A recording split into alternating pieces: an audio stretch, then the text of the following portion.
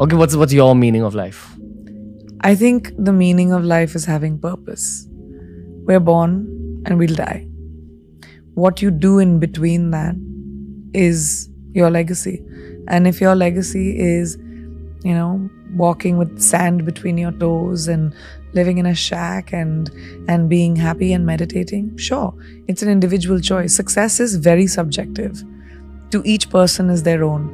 My success might be completely not attractive to somebody else's success, So the equity that we put on, you're the most successful, one of the most successful people on the planet, whatever, great. That's my version of it. But somebody else's version of it could be completely different. But I really believe that what your purpose in life and what you do between birth and death is what counts. So the pursuit of anything else is just futile. The pursuit should be, what am I doing in my life? What do I want to do in my life? Who do I want to be? Who do I want to touch? What do I want to create? Do I want to create? Or maybe I don't want to create. And all of it is fine, as long as you're at peace with the choices you make. So make choices that make you feel peaceful. That there's a lot of noise around us. Narratives. Yeah. And people that tell us to be a certain way. That people that tell us that to be a good girl, you have to be a certain way. Good girls don't make history. Bold girls make history. Bold people make history. So if you want to be the lead actor of your movie, which is your life, you've got to take choices that might be contrary to what you've heard.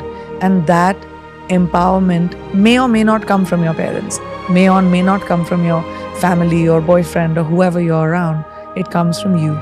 And that no one can do, I don't sit and wait and harp on. Maybe I'll cry one night or the other when an opportunity was taken away from me, but I don't sit in the shit.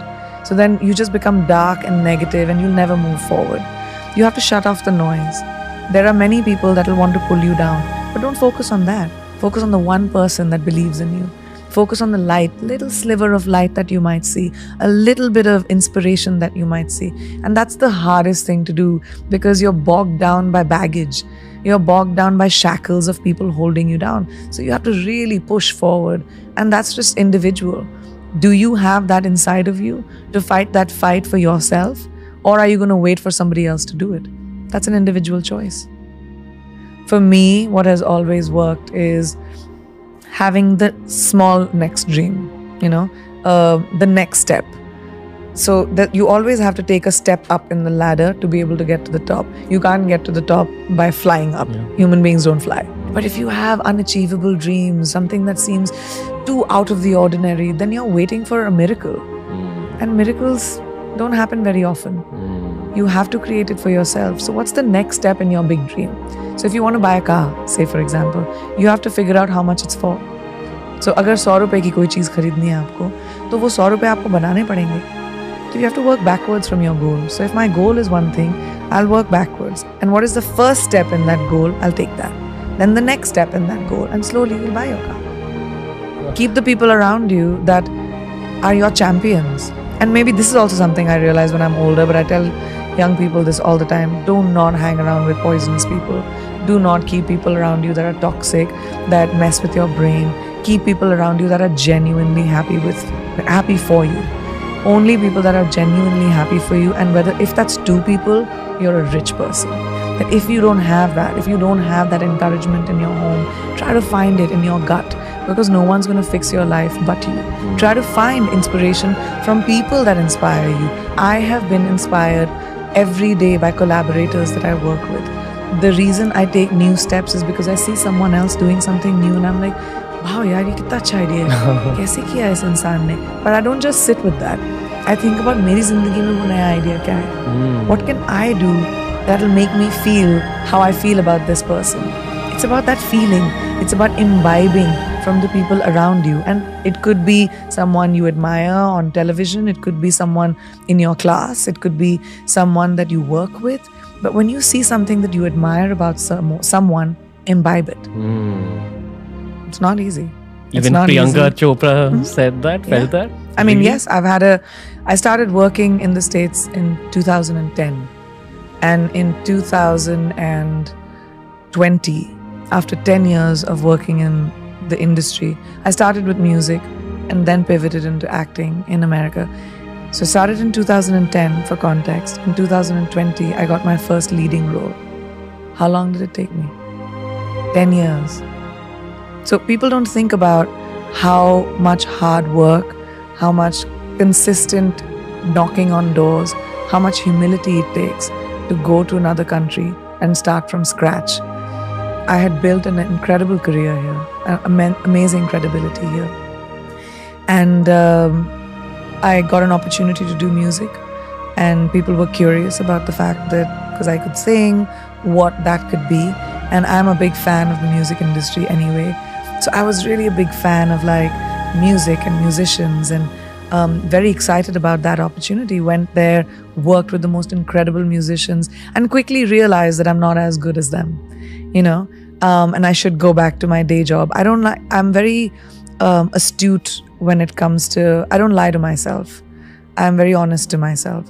So I did the music. I love the music that I did for myself, but it wasn't my standard of excellence. It was good. It was fun. Played on the radio. It was successful. Sold a lot of CDs, but it wasn't my lane. And that made me want to dabble in acting as well and see if there was an opportunity there. But it required me to strip every single thing that I knew in India and the laurels that I had achieved in India, the awards that I had won, the movies that I had done, the box office successes that I had seen. It required me to walk into rooms with extreme humility and introduce myself to people, to take my show reel and say, this is the work I have done. I would love to work with you. I would love to see if there's an opportunity with you. I remember I had to do, I've done so many small roles in big movies in Hollywood. But that's what it took for me when I started here too. A lot of people used to say to me, oh, she's left doing Bollywood movies to do small roles in Hollywood. It started with, every new actor starts there. You have to start with from the beginning. And I don't sit with that, if I'm successful in one country, then everyone in the world should treat me like I'm a queen. It doesn't work that way. It doesn't work that way. You have to go, you have to pound the pavement, you have to walk in, you have to be rejected, you have to audition, and you have to work around the culture of a new country. And that was so hard. I had to swallow the humility pill, and I was willing to do that hard work. And then, 10 years later, I finally got my leading role in a movie. So, it seems like, oh my gosh, America was so great for you, and Hollywood was awesome. But the tears that it took when you move to a new country with no friends, no family, working with people that don't know you and don't know what you are able to achieve. It's easy to go, fishing from your boat, but when you have to go deep sea diving, it's a completely different thing. Yeah. So you have to learn according to your environment. So no, it wasn't easy. It was very hard. It took a lot of sweat, tears, and blood from me to finally be able to reach where I have reached. So when you say, I don't want to pass off the work that it took to get there and the time and the commitment that it took to get there.